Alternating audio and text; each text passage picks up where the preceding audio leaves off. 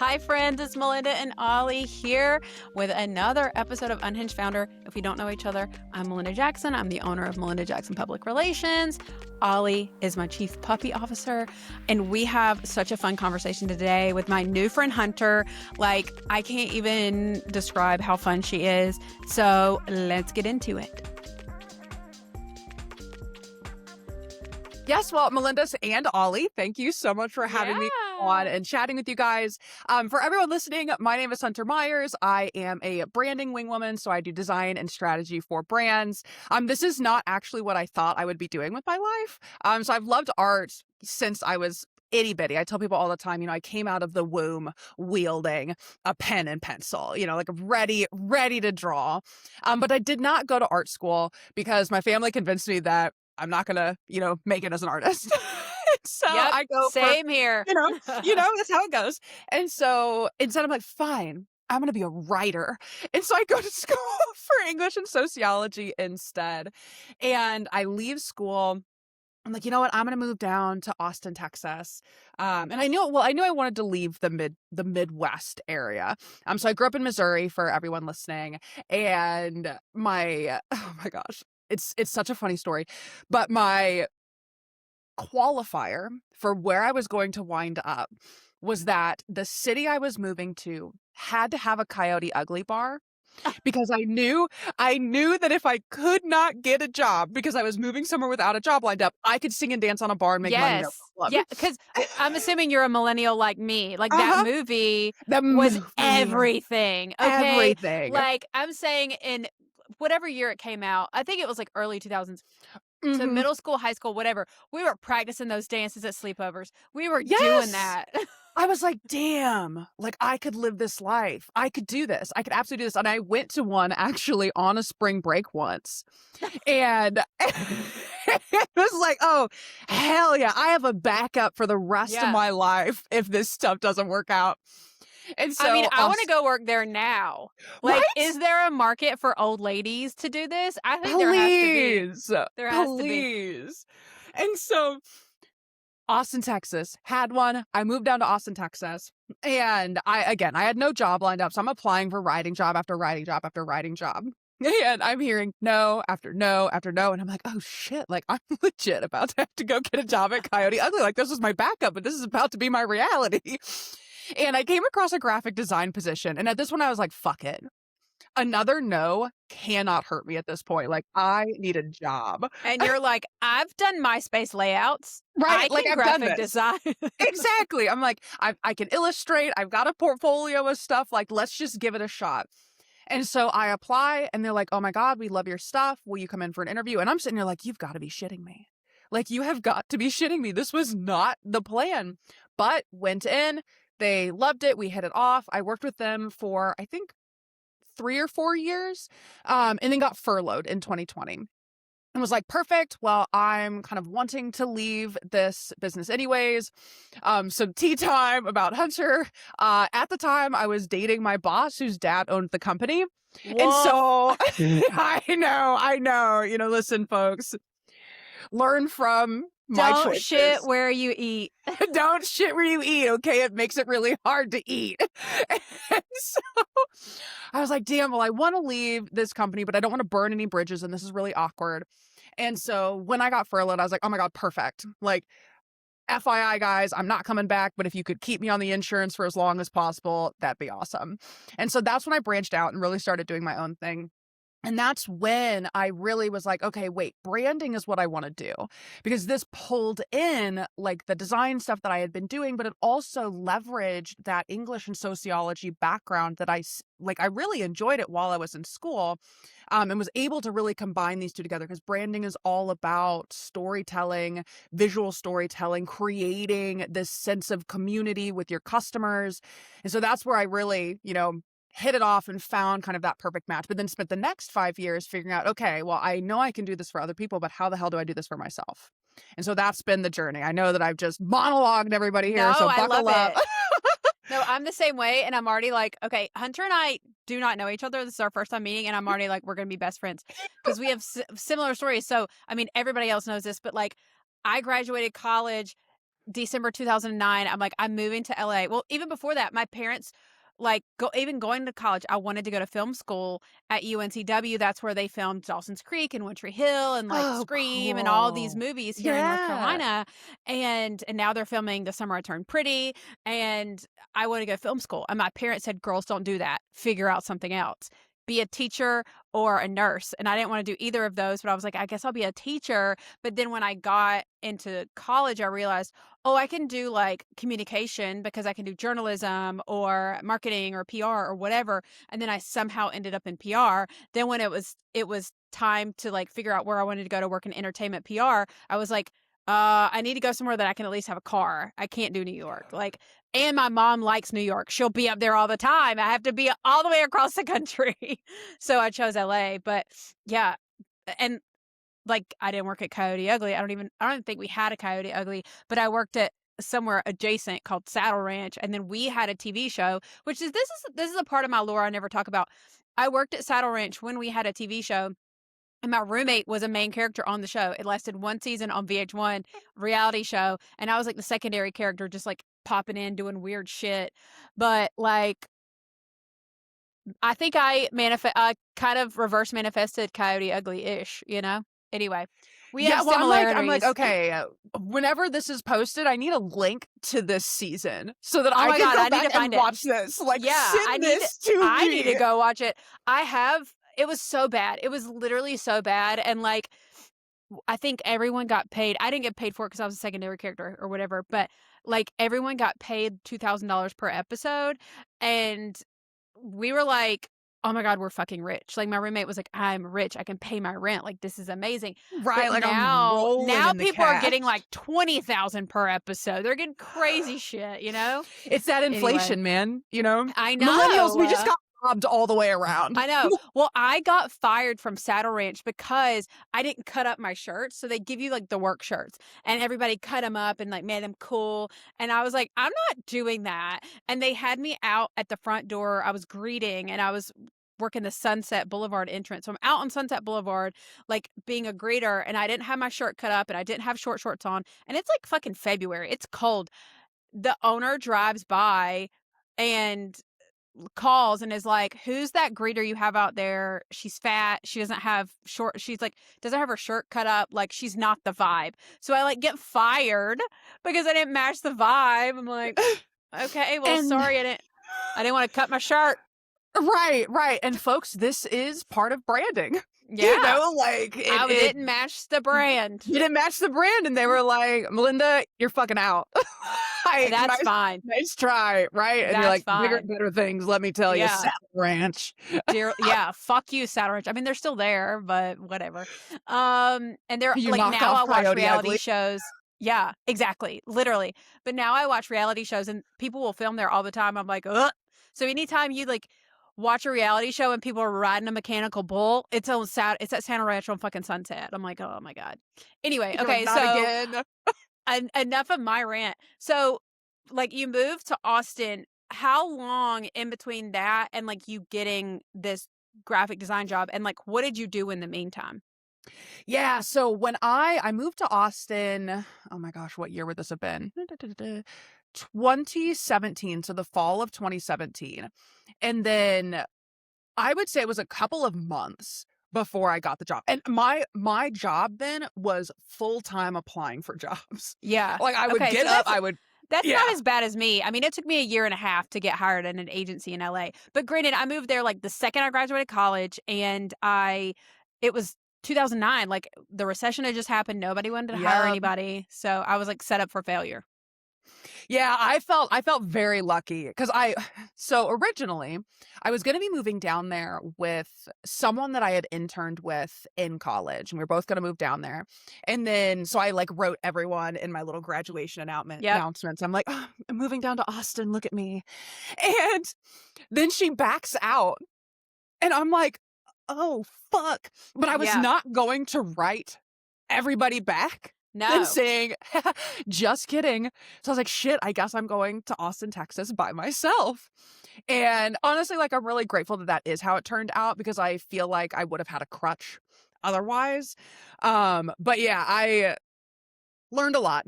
I learned a Yeah. lot there. It was honestly, one of my favorite cities I've lived in. I've lived in a number of cities throughout. Like, if you take the United States and, like, slice it into thirds, I, like, have bounced my way up and down that middle section.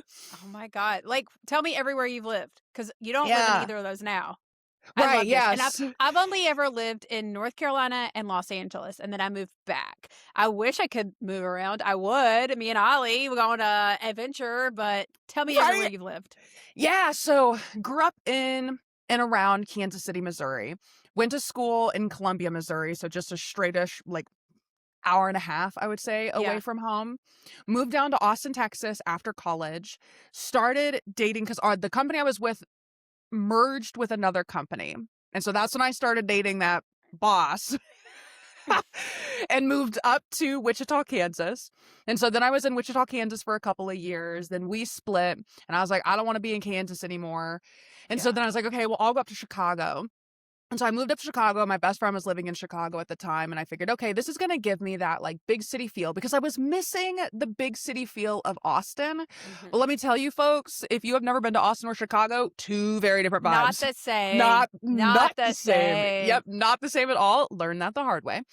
But got up to Chicago and was there for a couple of years. And I chose Chicago because it was still one of the most affordable big cities. And I Mhm. was like, okay, like, I can find an apartment. I'll be able to figure this out. Again, like, my best friend lives there, so I was able to actually go and visit before moving. And so living there in Chicago, and then started dating one of my good friends from college. And so she moved into my apartment in Chicago, and that apartment worked great for one person who worked from home. It did not work great Not for for two. two Yeah. people who worked from home. And so there was definitely a lot of conflict in our relationship in the beginning. But my lease was running up, and we were like, okay, well, we're going to get the hell out of here. And we thought we would stay in Chicago, but there was this little bitty town. And I say little bitty, it's little bitty compared to Chicago. It's like one of the top 3 cities in Wisconsin. So, but to Chicago is an itty bitty little town. Yeah. And we actually found it one day because we had a Monday off. Both of us had a Monday off. And in this town, there was a free dinosaur museum. And I am a hoe for dinosaurs, okay? Oh, Like, I me love too. dinosaurs. Jurassic I Park is, l like, I my love a favorite dino. movie, right? Thank you. And so my partner Laura found it, and she was like, "Okay, bitch, there is a free dinosaur museum. You want to take a day trip?" I was like, "Say no more. Absolutely." So we take this little day trip up to Kenosha, Wisconsin. Yep. And No Kenosha Well. you That's yeah, where Jockey is based. it is. Yes, I Yep. drive past there regularly. Girl, I got trauma from that. They were a client for a little bit. No. I know all about Kenosha and Yep. chartering a private jet from New York City to Kenosha. I'm like, fuck off, flying to Chicago and drive up. And drive up. Take the Metra. Live Yeah, live like a local, damn it. exactly. But yeah, Okay, so so you I go to am now Kenosha, which yes, is and so the most Midwest shit ever to it look at is. It dinosaurs. is. Yep, it is. And so that is where we are currently posted up. We will not stay here forever. We both of us are, work remote. I run my own business. She is a remote worker as well. And so we've definitely thought about, like, okay, we should try coast at some point. So we'll see how it goes. But yes, that is my little journey Oh down my and back God. up the Midwest. You're like Midwest through and through, though. I mean, Austin is Yep. not really Midwest, but it basically is because everybody from the Midwest moves there. But like, also you saying like, oh, Austin, I'll go to Chicago. And I'm thinking completely different vibe, completely different temperature. Also, I know like being in Kansas and Missouri, you were probably like, Chicago will be fine. No, it's completely different weather. It's so It is cold. so cold. It is so, so cold. And again, I was telling Melinda before we hopped on and started talking just how much snow we have gotten this year already. Like, guys, it is just like, I don't know when you're going to release this, but right now, as we're recording, it is Yeah. December 9th. Okay. We have already gotten over 2 foot of snow, most of which hit us before December. I was like, damn. Now, Ridiculous. don't get me wrong, we've been having a blast sledding. I've gone Yeah. sledding, and that's been fun as hell. But the draft, because I live right off of Lake Michigan, the draft that comes in my windows, Oh, not fun. no. No. Oh my God. So, well, I mean, you're stuck inside, so it has to be good for you to just work all day, I Yes. guess. I Yes, don't know well, if I that could do it. it is one thing that I am grateful for that I don't work out of the house. A lot of the times, Yeah. I miss coworkers. I love chatting. It's actually why I come on a lot of podcasts because I'm like, oh my God, someone talk to me. I can't keep talking to Yeah. myself. But like, I love that I don't have to leave in the brutal cold if I don't want to. Mhm. Like we can hole up, we can hang out, wrapped up in a blanket. It does. So I do have a bearded dragon also, Oh and I my love gosh. her. I love her dearly, but she is brewmating right now. And every time she brewmates, I'm like, bitch, did you die? Are you Oh there? no. And I'm like, hey, Oh no, I hey. couldn't do that. I could not do that. Cause if Ollie, like I got out of the shower yesterday and Ollie was napping on we have like this little stool bed for him at the end of our bed, and he was napping on it, and I was like, "Hey, Ollie," and he didn't move, and I'm like, "Ollie, Ollie," and he didn't move, and I'm like, "Oh my God, he's dead." Like immediately I'm thinking that. Every time. He was just Every asleep. time. Yep. My partner, oh my God. She's like, Hunter, if you don't stop talking about this fucking lizard, I swear to God. Like, she We're is fine. helicopter pet moms. Yes. Well, that's what she said. She's like, Hunter, I am so grateful that we are not wanting to have a child because I swear Yeah, to God, like, you would be a great mom, but holy shit, this poor I kid. know. I know. I'm the Yep. same way. See, we were meant to be friends. I know it. Okay. Yes. So back to see, this is why it's unhinged. We're just all over the place. So, okay. When did you start your company? So what does that trajectory look like? Yeah, so I started it back in 2020. So again, I got furloughed. I was like, cool, I'm doing this on my own. Started it in 2020. I started off as we all do, right? Like just trying to figure out what the fuck I'm doing. And so I was Yeah. like, well, you know what? Like I got to make money and I feel like luxury brands is where it's at. So cool. I know that to like appeal to luxury brands, I got to have a luxury brand. Mind you, everybody listening, I shop at the fucking thrift store. Yeah. Okay. Like I don't step foot into luxury stores. Don't get me wrong. Like I love a Ralph Lauren this, or something like that, but it is a thrift store Ralph Lauren. And the reason I love it so much is because I found it and it feels like a gem. Like you pull it out of the It's rack a and you're like, treasure hunt. God damn. Yeah. Like Yeah. I just scored. And so I'm showing up, right? Like trying to be this luxury person and feeling like a total fucking fraud because I was. And we have to, we have to go through these phases, I feel like, in business where you're really trying to see what fits and what doesn't. And that is what the first, I would say, 3.5 years of running my business was. And I was getting clients and things were working and whatnot, but it just didn't feel right. Like marketing felt really gross. I didn't like what I was doing. I didn't like my brand either. I didn't feel like I could fully be myself. Like if you're watching the video of this, like I am covered in color. I am pretty, I would say like I'm gonna say flamboyant is not quite the right Yeah. word. Uh, Eccentric. eccentric, thank you, yes. And my brand was not representing that. And so it felt like, okay, like I am catfishing my clients because I'm about to roll up to our actual meeting and be like, okay, deuces, like drop an F-bomb here and there. Okay, like let's get this shit rolling. And they're like, uh. And so in that 4th year where I was like, look, I know what I'm doing like for clients. Let's figure out how to do this for ourselves. And so I started to adjust my visual identity first. And I feel like in that was kind of the first peel back of like if we think of the movie Shrek, ogres are like Mm-hmm. onions. It Yep. was like the first As the, you have on a Shrek color shirt. I know, right? You peel back that first layer.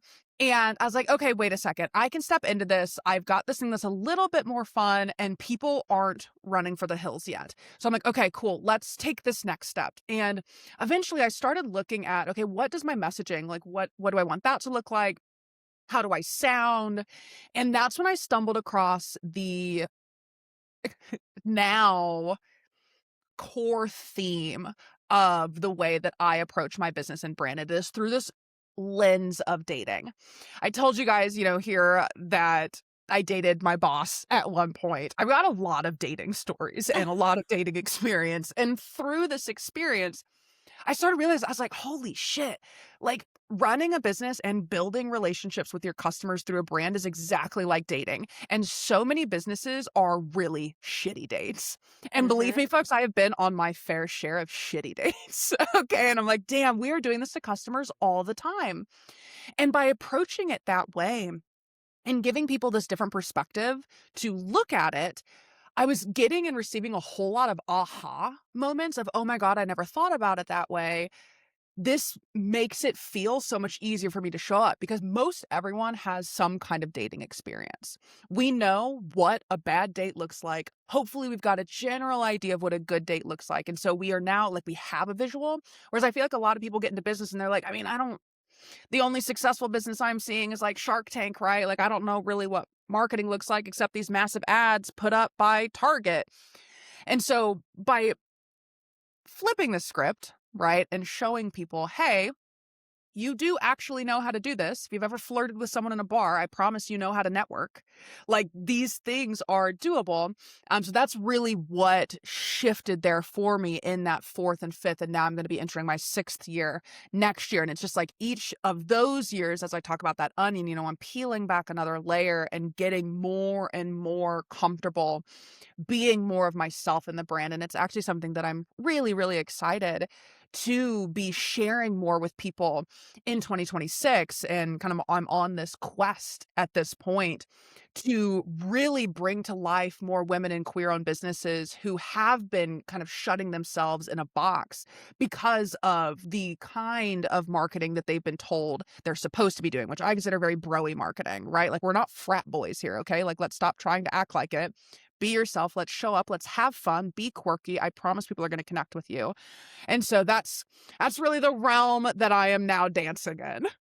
I love that. So, like, there's so much that I resonated with that you said, and like, I always tell people when you first start your business, yes, you just have to take on whoever it is, but then, like, you have to dial in what your messaging is and all that stuff. Like, at the beginning, it's hard, and you don't know what's going to work and what's not. So, like, it's okay if out the gate you don't have all of your messaging dialed in and you don't have all your branding dialed in. It's okay sometimes, especially when you do things like us. If you have a product, might be a little bit different, but Yes. like, I found that, I mean, I always say, like, I started my company accidentally. I started it because I was working at agencies. I fucking hated it. I was so sick of somebody else getting all the money and dictating everything I did. Like, Yes. it's so fucking stupid. Like, why can't I get all the money? I'm the one that's working with the person one-on-one all day, every day anyway, and I know what they want. So I started my company and I was just like, fuck it, I'll take whoever and like, I'll figure it out. Like, I didn't even have a website for like 2 years. But now 7 years in, I'm like, okay, my branding actually has to match the vibe. And my friend did the branding for me and we're working on the website now and everything else. But I was finally like, look, I'm rock and roll publicist. I have a music PR background. I'm not like these other girls. I'm not like these other girls. I cuss all the time. I'm loud. I'm in your face. I am like, fuck you. I lead with intuition, not like press releases, all this shit. So I want my brand to match that. And so she literally like put a big part of my branding is like checker print because I wear my checker print Vans every day. I literally like have them on right now. And Yes. so that's like, a part of my brand. So I love what you're saying. And that's that, like, stop trying to make your brand what everyone else tells you it needs to be. Make it authentic to you. It's okay to do that. Like, before I just had like a black and white website with like nothing on it. Now, please don't look at my website. It's shit because I just threw a bunch of words up there for SEO purposes. We're working on it. Okay. But like, I'm even getting my branding photos done because all the photos I have are just random free pictures I got at events or whatever. But I'm like intentionally chatting with the photographer and it's like, this is who I am. This is what I want to be. I want it to be fun. I want people to see my stuff and be like, holy shit, she's not like everybody else. This isn't cookie cutter. She's really fucking fun and I trust her with my business. Yes. Well, and the thing that I think is so important that you're talking about too is like you were working with the designer who decided to pull this thing about you that you probably wouldn't have thought about. Like Yep. I wouldn't have thought to put, maybe like cheetah print because I wear a lot of cheetah print on to, a background of something, right? But like a designer is going to pull that and see like, okay, this is you. This is something that is unique about you that we can pull through that's going to feel like you that also has a fun story because I think that's the other thing too is people view branding really as like or visual branding. We'll talk visual branding because branding is so much more than that. Like the visual branding as like wrapping paper, right?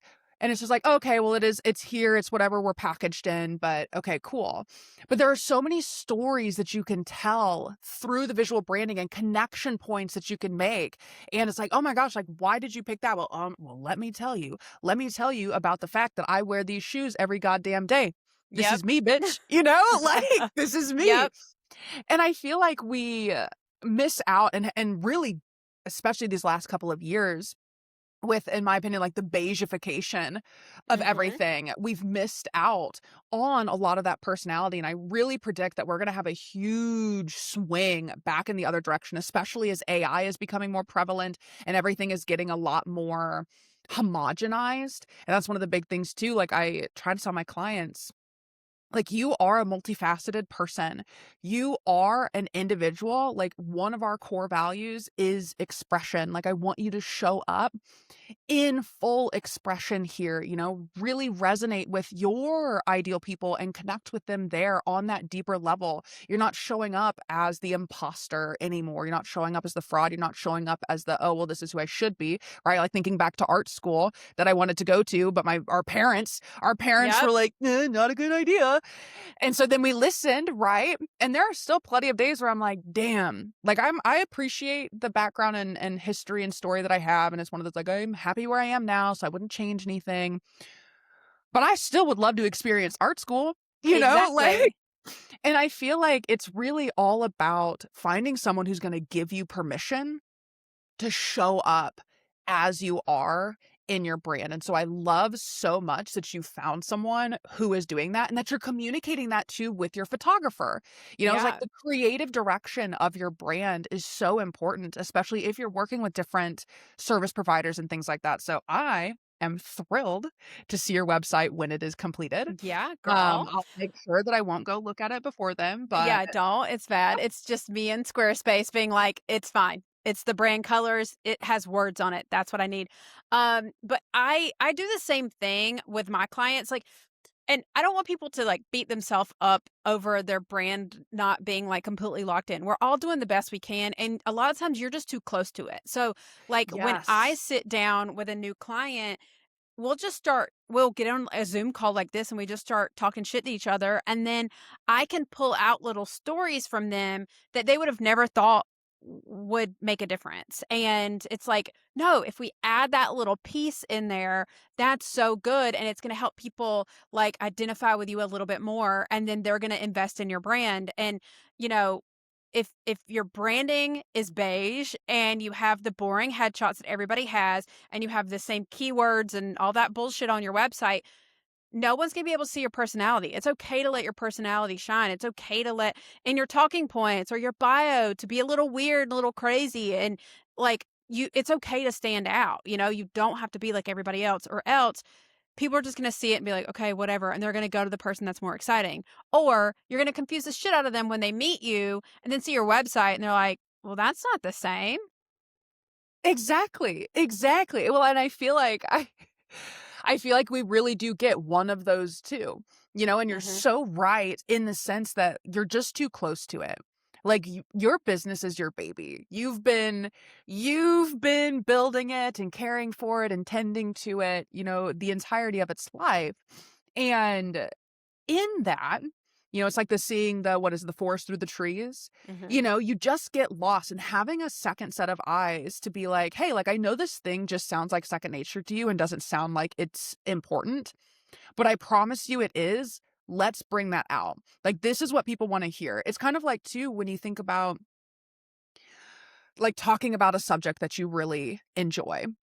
And you're like, well, people probably don't care about this piece, or everybody knows this already. Everybody knows what this like term means. Like, I'm so used to working with business owners. So I had CTA and my partner was helping me because I was like, girl, I need something to bounce back off of. I can't sit in my head anymore. Help me out. And she's like, what does CTA mean? And I'm like, the fuck you mean you don't know what CTA means? I'm like, oh yeah, wait a second. Yeah. You live in a completely different world It's than I call to do. action. Call Yeah, to action if anyone yeah. doesn't Yeah, know. oh, yes, yes. Oh my gosh, no shame here, folks. It is call to action. Yes. Well, I realized I was recording another episode earlier, and we were talking about RFPs, and I'm like, oh, I never even explained what RFP means. Like, people are not going to know what that is, and essentially, an RFP is like a call to getting proposals, basically. But yeah, Right, like, we just forget. We forget that not everyone exists in our little bubble of expertise, in our little bubble of knowledge of ourselves, too, and so having someone who can pull that out for you and help you see it, these different almost even kind of shining a mirror up to you, too, of these different ways that you can tell this story that'll appeal to the people you wanna be attracting. yeah. So I a lot of times feel like I'm on an island by myself, and then I convince myself that I don't actually know how to do PR, even though I've been doing it for like 15, 16 years. Do you do the same thing?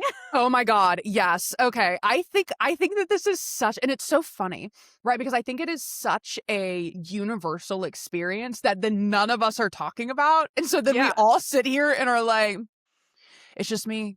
It's just me. Like yeah, I just I don't know how anymore. And I convince it's so yeah, funny because I convince myself this all the time. Like I do art and if I haven't created something in, X number of months, like I convince myself that I've completely forgotten how to draw. And I'm like, Hunter, you have decades of yeah. It's illustration not just going experience. away. Right.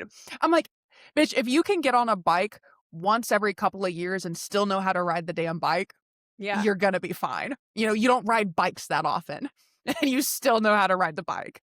But I do, yeah, I get it. And I feel like also we kind of live in a culture that is constantly telling us we don't know enough about our craft. You yep, don't know enough. You always need to be learning more. And don't get me wrong, like, please make sure that you're continuing to improve, but also, like, be aware that the people who are likely telling you you're not knowing enough about your craft are trying to sell you something to yes. Oh my God. get your money. Okay. Like, Yes. So I did an experiment and I posted it on LinkedIn. For 2 weeks, I downloaded every single freebie that was a sponsored post on Instagram. So just going through your stories, you're going to get these sponsored post ad things. And it's like, put your email in here for 20 AI prompts that are going to transform your business, all that shit. I downloaded probably 30 or 40 of these fuckers. I ended up on so many email lists, but my post was literally about I downloaded all of them. They all ended up being the same three things. Everyone is just rinsing and repeating the same shit over and over, throwing yes. it in Canva. Then some coach somewhere has said you can make 6 figures in 2 days by this fucking thing. So then they spend 6 figures in fucking ads. Then they get it to everybody, and it's all the same shit over and over. So then I was like, no one actually knows what the fuck they're doing. It's not me. Just no one knows what they're doing, and No everyone's one just knows. recycling the same shit.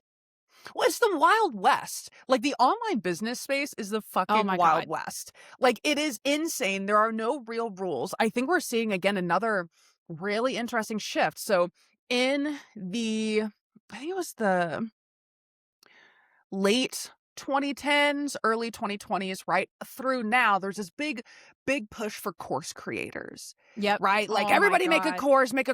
This is how I made X number of dollars, but then they don't share that a good chunk of their income is from people buying the course. Yeah. I'm like, this is really predatory, folks. And they Like we're also don't say how much money they have spent on yes, ads. It's so yes, much ads. yes, and it is so irritating. The Kool-Aid that is being served to people. And then you're told, well, this is how you're supposed to market. And it's one of the reasons why, like, I'm really trying to flip the script here. Like, I would love to help 1,000 women and queer-owned businesses learn to market differently, where it feels better to them. They are building relationships. It doesn't feel sleazy.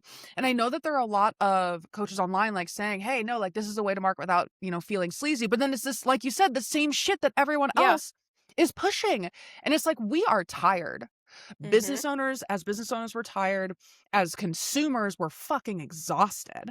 Like, you bring up your email, and like signing up for all of them and how full your inbox got. Like the other day I was sitting there, I was like, especially during the holidays, my inbox is like that fucking scene in Harry Potter where it's all All the the letters are letters. coming in and you can't get away. I'm like, it's like I blinked and now I've got Yeah. 3,000 fucking emails. I On have top of to, all your work emails. yes, that are now getting lost because of all the other bullshit. And I'm like, people are so tired. And yet we're still teaching people like this disruptive marketing. Like, you just need to disrupt the consumer. Like, people are tired of being screamed at.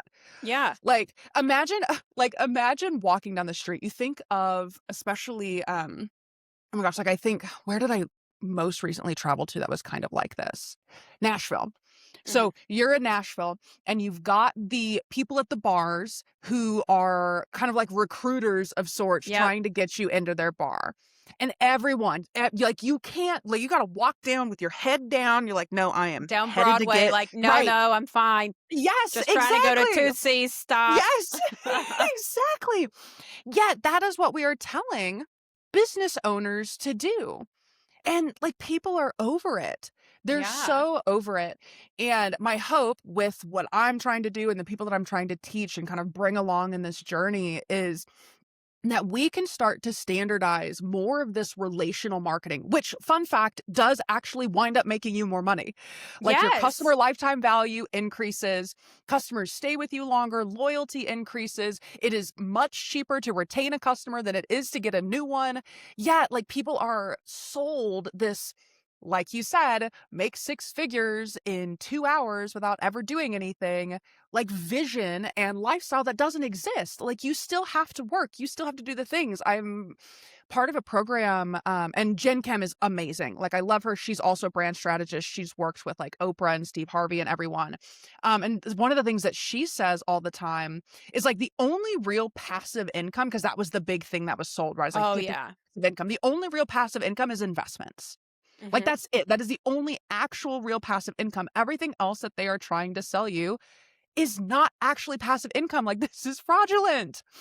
And I'll step off my soapbox, but clearly I No. get fucking heated about it. No, I'm the same way. I'm so anti girl boss. And like, my parents are entrepreneurs. I'm like, we can't even count how far back our family's entrepreneurs because they were farmers and pharmacists and all this shit. But like, I grew up around this. It's just in my bones. And I'm like, what the fuck is this shit that people are spewing at women? And then they beat themselves up when their work week isn't just a 4-hour work week or whatever that fucking book is. Like, that's not realistic. It's not realistic. There's some days where I'm working 16-hour days. There's some days where I'm working 2-hour days. And that's just how it Yes. is because that's just how my workload is sometimes. For PR, I'm waiting on other people to get back to me all the time. So I send a bunch of emails and I'm fucking waiting. Like, that's just how it goes sometimes. But like, you have to be committed. You have to know, like, it's going to change every fucking day. But like, if you just sit there and expect your business to run without you, it's not going to fucking happen either. Right. Well, and I think it gives people this unrealistic expectation of what business is supposed to look like. And we talk about, feeling like, oh my gosh, like, maybe I'm not good at what I'm doing. Like, that narrative, which, just kidding, I'm back on the soapbox. That narrative, though, of like, here's what your life should look like. Here's the thing that you need to buy to make your life Yep. look like this. Oh, what? Your life doesn't look like this anymore? Well, that's okay, because I have this other thing that you should buy to make your life look like this. And it's like, we are preying on consumers, especially women, though. And it's Yep. like, you think about I think it's the pink tax, right? Where like, Mhm. oftentimes women's products, just if they're for women, wind up costing more money. Like, I feel like we're seeing so much of this in this girl boss era. And don't get me wrong, like, women, get out there and like, fuck shit up. There's a Like, difference. There's a there is a difference. difference. There's such a difference. And I'm not like, we've been sold this curated, perfect picture of what things should look like and that you shouldn't have to work for it. And it has fucked us up. And I feel like it's especially fucked up the, I'm going to say like millennial generation too, Yeah. who were given like the participation trophies. I'm like, motherfucker, Oh, I'm yeah. showing up. Why the fuck am I not working my 2 hours having my 6 figures Exactly. yet? But like, that is what is being preyed upon. And I think it is so messed up and it is so irritating and is something that I really am trying to change here because it disgusts me. And I'm constantly, my poor partner, she's like, Hunter, we got to we're done with the business talk. Okay. But I'm over here like getting heated at the dinner table. Like, I know. you're not going to believe what they're doing to people out here. I know. I'm the same way. And like I care so much about people. And to go back to what you said on the first soapbox, like I try to position all of my clients as a real person, no matter if they are Yes. it's the client is actually a product. Okay, who's the founder? What's the story behind it? We are getting so inundated all day, every day. We have to add a story to it. People have to have a real life human being to connect to in order to connect with whatever the fucking brand is. And like, then we have to figure out, okay, what's something unique? What's something fun? Let's figure that out. Was your dad in the Marines and you moved around a lot? Okay, let's add that in there. Just things like that, because people need a real human to connect with. And like, all of the marketing is already going towards that. It's going to keep doing that. All the branding is going to keep doing that. Because we're so fucking tired. We're just tired. Okay, so sorry. That was like to go way back to that soapbox, but then go back to the second soapbox. It's so hard because I don't feel like I identify as like this girl boss. And I have spent thousands and thousands of dollars on masterminds that are fucking bullshit. That I was sold a bill of goods that did me shit all, that did nothing. These people do not give a fuck if I'm on this planet or not. I've had coaches do not give a shit about me. Like, sold me a bill of goods. I knew more about business than they did. But that's what's being shoved down our throats as female founders right now. Join this mastermind. Join this community. Like, get this business coach. Get this. And like, then you're sold this one size fits all bullshit that does not work.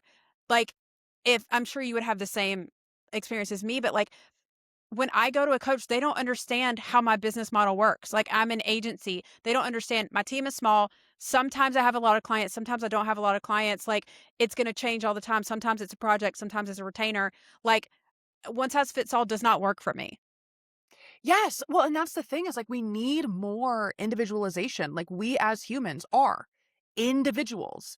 Like you can't keep trying to give everyone this exact same formula, right? They give you the formula, and if the formula doesn't work for you, well, it's a you problem, not a me problem, because I sold you a formula. And it's Exactly. right, and it's so frustrating. I was telling Laura, my partner, I was like, dude, I really feel like the female entrepreneurship space is just a massive circle jerk right now. Yes. Like, okay, thank Oh you my so God. If I cannot name names, but everyone's like, oh, well, she's one of this lady's groups, or she's in this group, or she's a part of this group. Fuck all of it. Literally fuck all of it. And then I'm really gonna call people out. You find out what their actual job was, and they started with the MLMs. And I'm like, okay, burn it the fuck down. Burn it the fuck yes. down. Yes. And like, look, I've also I got hooked into the fucking cult life. Yeah. Okay. And my now partner at the time, bless her, because we've known each other for ages. It feels like I think like 11 or so years now. And she, when I got into, I don't know, Mary Kay. Yeah, Oh because I yeah. got sold, I The got sold OG one. uh-huh. And I also I don't like being put under pressure. Like I am a people pleaser. And so when you have me come to this fucking party Yeah. and you're A like, facial party. It's a facial uh-huh, party. uh-huh. And I'm like, oh my God, what? Okay. Like I'm caught up in the endorphins. And like I wanted to do a photography business at that time. I was like, oh my God, like I can just make people feel great. I love women empowerment. Yeah, yeah. Like, okay, how much do I need to pay? I don't have that money. A credit card? Okay, yeah, sure. Okay. Also, like I'm barely out of my teens at this point, Like I already was preyed upon by the student loan industry, and now the Mary Yeah. Kay industry is on my ass. But And you so, could have had the pink Cadillac. right, listen, doesn't everybody want the pink Cadillac? That's still on my vision board. But I'm like, oh my God. And my partner was like, Hunter, I love you. And she was just a friend at the time. She's like, but don't fucking come at me and invite me to this Yeah. bullshit. Oh yeah. And I was like, what? And that's when I really started to realize, wait a second, what the fuck did I just sign up for? Like, what did I just do? And so then I'm like trying to offload product back to these people. I'm like, I feel like I got trapped. This is not what I actually want to do. But as I tell people, I was like, I also, look, I got sucked into a cult as well, you Yeah. know? And like, it's spooky. And it is that very much like, oh, well, let me just get as Yeah. many people to pay me as possible. And then everyone will It's kind of, coaching in these communities, which there are some really great coaches and really great communities, so I don't want to shit on everybody, but yes. it truly is the new MLM. Like, I say that all the Yes. time, and then to find out that a lot of these people, especially all the, like, Arizona girls, which there's a whole Arizona pipeline of MLM girlies, but then they all come from Utah, and I'm like, that makes sense. That makes sense to me, all the former Mormon girls, like, which I fucking love a Mormon. I love a Mormon. Don't get me started. I love a Mormon. But, like, they like just it's the girl boss culture, it's the MLM mentality, and it's just all shifting to that. And I'm fucking sick of it. I'm fucking sick of it because, like, you're Yes. not actually giving people real business advice. You're making people feel like shit about themselves. And you're making them go broke. Like, that's the other Exactly. thing that is so irritating to me. I had reached out this one person because I was pitching my services. I was like, hey, like, I actually partner really well with business coaches because you guys serve businesses who need branding. Like, you're promising this Yeah. massive growth, but branding is one of the key elements of that. So let me reach out and kind of partner with you. And this woman, again, guys, I am so easy to fucking sell. I hate it. I hate it so much. And this is why I love my partner so much, because she is not. She's like, Hunter, no, we are not buying whatever the fuck snake oil this Oh yeah, person I is shut it trying to down in 2 sell us. seconds. I Yeah, shut I it down. need her. I need her because I can't. I'm like, I don't You're have the money Midwest right now. I I You're am. just Midwest nice. It bites me in the ass way too often. And so, like, we gotta, you think of me as like, I'm the one if we need something, right? And like, if we need to like woo someone and win them over, you know, like, send me in. But if we need to get shit done, if we need to get shit done and make sure that we get the best deal possible, we got to send Laura in. Like, Yeah. I can't go in there because I'll be like, I know that you said that it was, you know, $20, but I just really loved this service so much. So I would like to give you $450. And Laura's like, I think no. you deserve it. Yeah, she's like, no, no, no, no, no, no, no, no, no, no. And so, yeah, so but I hopped on this call, lost myself for a second in the story, It's but now okay. we're back. It's okay. But I hop on this call with this woman because I'm like, hey, like, I think I could really serve your customers and clients well. Like, I'd love to connect with you. I'd love to chat, see if maybe we'd be a good fit, if this is something that you think would benefit your people. And we get on this call and she's like, well, I don't refer anyone to my people who haven't taken my program. And my program is Oh my. $22,000. And I'm like, wait. And then also I'm like, fuck, how am I going to find $22,000? But I guess I I got to know. find $22,000. And then Laura, I go out and tell Laura and she's like, no, Yeah. no. But like, it's insane. It is Yeah. insane. And I have been to a couple of groups Yeah. in the past couple of years where it does feel like that. And it's like, just recently I was like, this really does just feel like everyone is just jerking the other person off, being like, well, go spend Yeah. money at so and so's program, and then go spend money at this program, and then she's going to spend money at your program. And I'm like, I don't think we're actually building wealth here because we're just passing the $5 around in this itty Exactly. bitty circle. Like, what are we doing? What change are we really making? And then, like, you see what is being promoted and offered, and then what you actually receive, and it's like, you're not only are you preying on people, but you're also like, you're lying. You're Yeah. lying about what they are getting. And I think this is one of the things that's creating this massive distrust right now. Like, we've got a bunch of AI content, and so no one really knows what's real and what's not real anymore. They're exhausted trying to figure it out. We've got, I mean, I'll hop on the political train for a second. Yeah. We've got a government that is lying constantly Yeah. about things. The And media they have covering a bunch of shit up. a whole part of the country that believes all of it. Don't even fucking get me started. Yes, right. They're so convinced that this is the reality. Like, I love my Yeah. family, but goddamn, they live Hey, in the same. boonies. And yep, yeah, I'm Same. like, guys, come on. They used to call California Melinda's country. They're like, go back to your country. Go back to your country. You moved to California and became liberal. I'm like, I've always been liberal. Yep. And I'm honestly like, also, you guys are liberal. You just don't realize it. Yes, and that's the thing. Like, so we've got that, right? Like the Yeah, lying that's happening there. And now we've got like these different industries that are selling this promise that isn't achievable with the tools that they are saying it is achievable from. And sure, you'll have like a couple of people who it works for, but then everyone else who it doesn't work for, like you're sitting there like, what the fuck is wrong with me? exactly.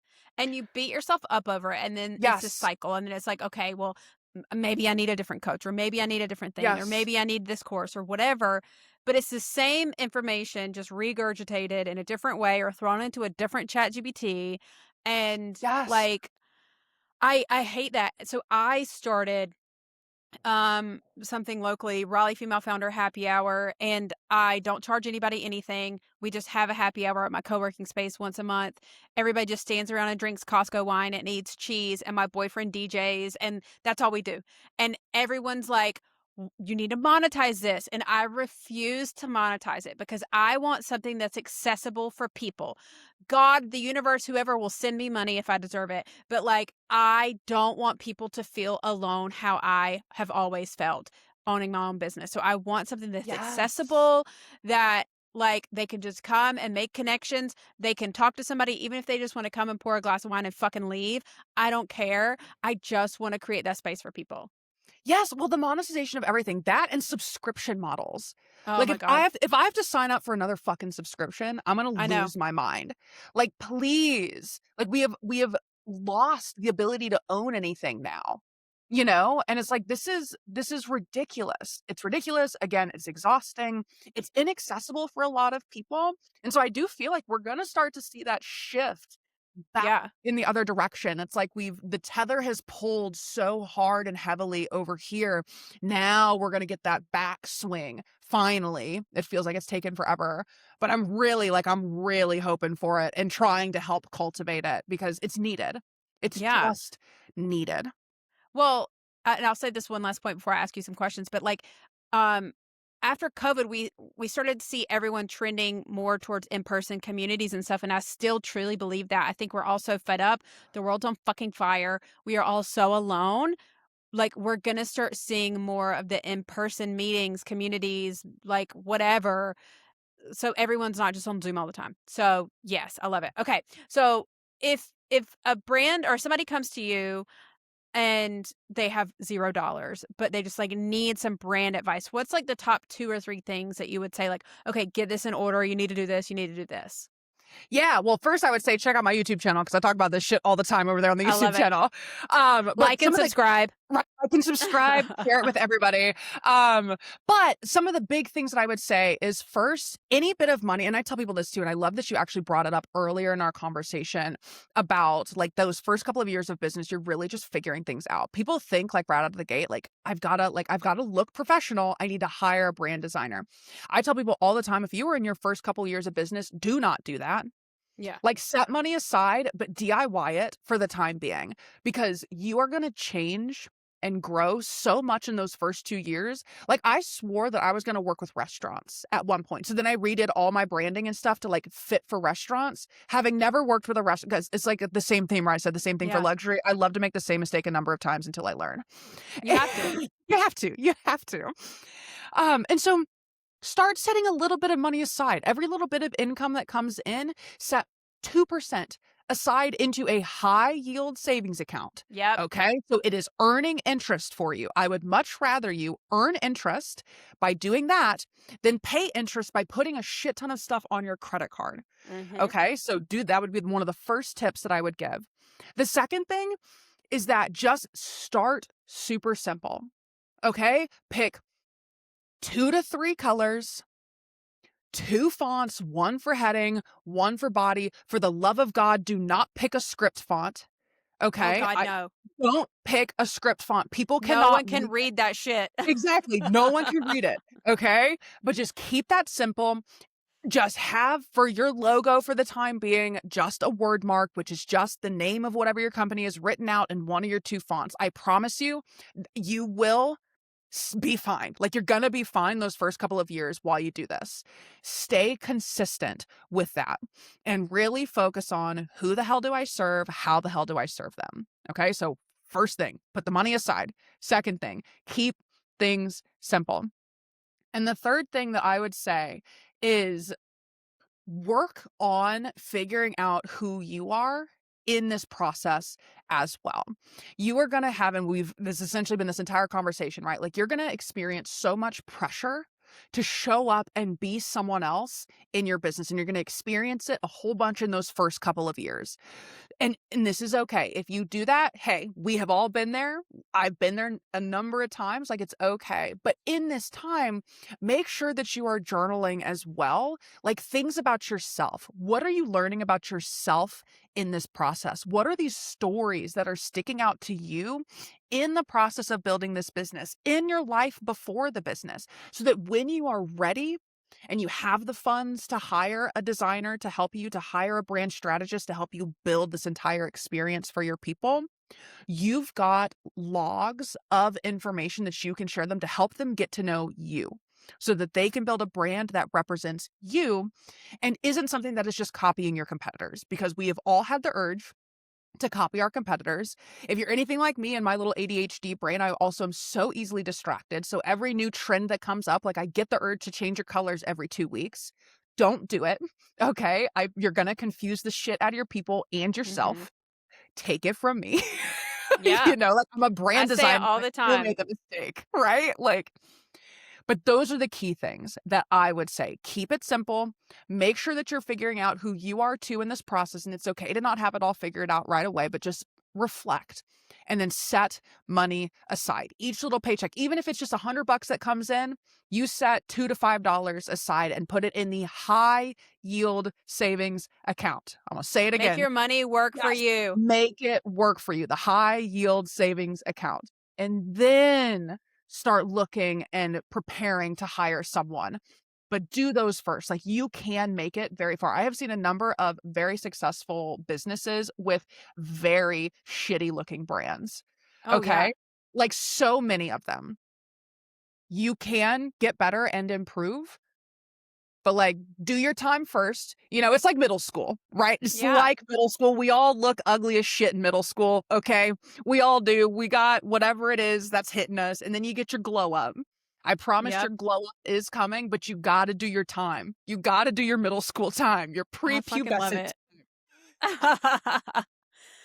Okay. So what is the most unhinged thing that's happened to you in business? Like it can be something crazy that happened to you or like a client or something. Just what's an unhinged founder story that you got?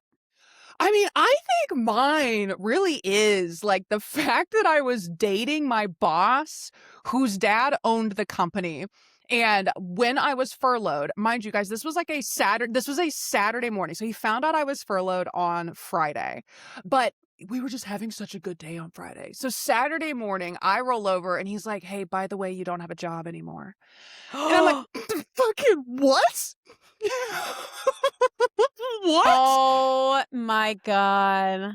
And like that moment and that experience, I think is one of and it wasn't quite in the business yet, but it was the Yeah. catalyst for it, because I was like, Yeah. I am never ever going to wind up in a fucking situation again where No. someone tells me on a Saturday morning, BT dubs, you don't have a job anymore. No. Like, no, I'm not doing it. I'm going to make my own rules. I'm going to figure my own stuff out. Like, this is what I'm going to do. And so I would say that that is probably one of the most unhinged. I have many Yeah. unhinged things that That's occurs, but very unhinged. yeah, that one sticks out most. Oh my God. Well, bless. Well, Hunter, I love you so much. We're going to be best friends forever. All right, friends, that conversation was truly the definition of unhinged, I think. And it was so fun. I love her spirit. She is so fun and so smart. And I think I'm going to have to go to Kenosha to visit her. I'm sorry in advance, Jeremy, for everything you had to cut out of that episode because there were a lot of rants and there was a lot of silliness. So hopefully it translates into a really good episode. I'm sure it will. But thank you guys for listening. Look up Hunter, like and subscribe to her, like and subscribe to me. Tell your friends, tell your grandma, tell your drunk uncle. I don't care. We just want more friends over here learning and supporting female founders or just other founders in general. So thanks for watching. Thanks for listening. And we'll see you later. Like and subscribe to my podcast. It's Unhinged. Dun, dun, dun.